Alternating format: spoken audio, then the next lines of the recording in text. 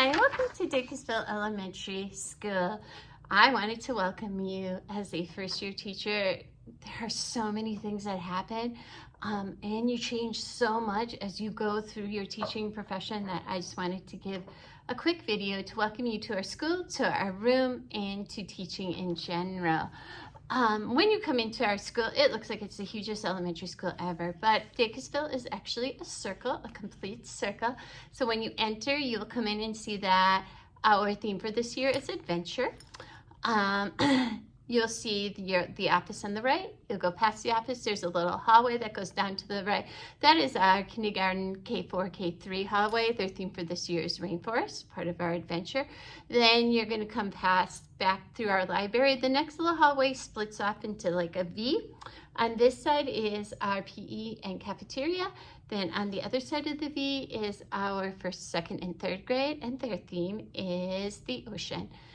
Then if you come back out, there's stairs on this side, and there's stairs all the way at the end of the first, second, and third grade hallway. They both lead up to the fourth and fifth grade hallway where our room is located. The fourth and fifth grade hallway's theme is the mountains. So we're all going on this huge learning adventure. Our theme is for 2 years. So all of our decorations kind of stayed the same for 2 years, and then we switch our theme voted on by the school.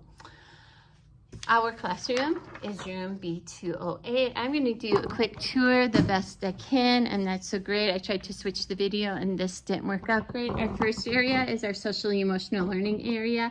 This is our campfire area where our students come to take a little break when they need to and just relax.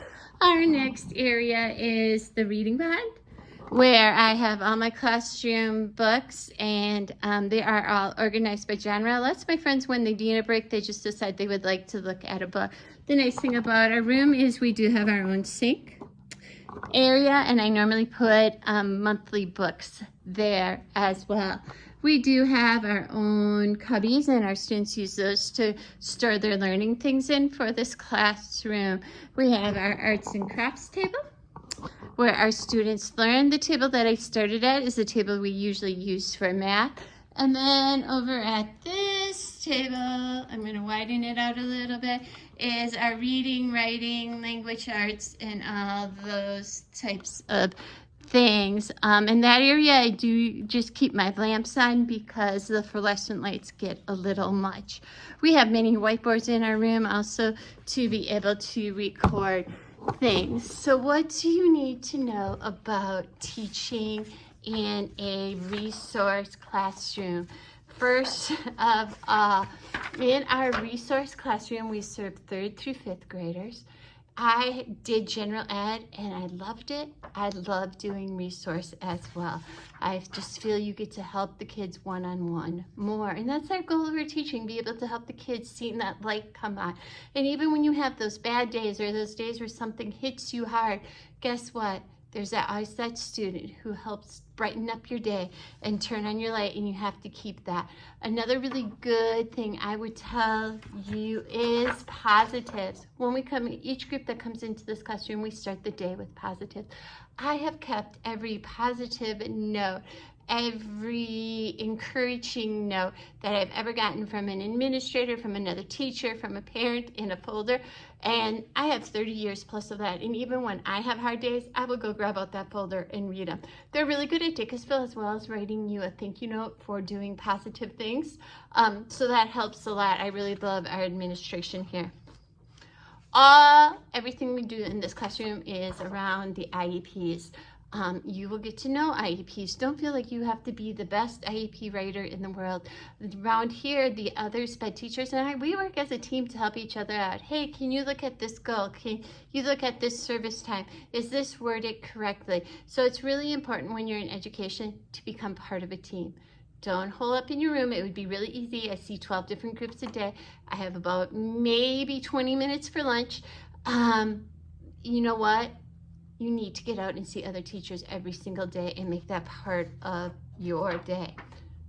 Planning, we don't have much time for it, but I do love to co-plan. Co-planning with someone else, getting their perspective, how they would do a lesson maybe differently than you would do, or maybe they relate to that child better than you. You might not connect with every student, but you can keep every student in your heart. And you can love that student enough to say, we're not connecting right now. You need to go work with this teacher for a bit. Maybe they will connect and have some great ideas for you to use. Schedule. Like I said, our schedule is very busy. And sometimes at the end of the day, it doesn't even feel like I have a student teacher right now, like we have time to talk and plan. But we always need to make that time. Are you good for the next day? What's going on? Taking that few minutes just to reconnect with each other and say, hey, this went well today. This is where I need some encouragement. This is where I need some more guidance. Always feel free to ask. Even as a teacher of 30 years, I still feel free to ask. And my biggest thing is, no matter what happens in the day, take a deep breath, go home, relax, take some time to yourself. And I'm the person who had to learn this probably the most.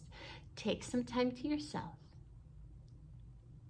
Enjoy what you like to enjoy, and then realize tomorrow is a new day.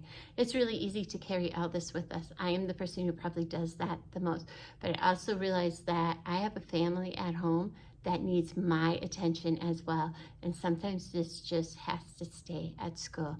And the best thing I can say is enjoy your first year. Use it as a learning experience. If I would go back to tell myself something, I'd say, hey, you know what? It's okay that you change schools. It's okay if something's not working and you decide to redo a whole lesson. That is okay, because you're doing the best that you can do at the time with what you know.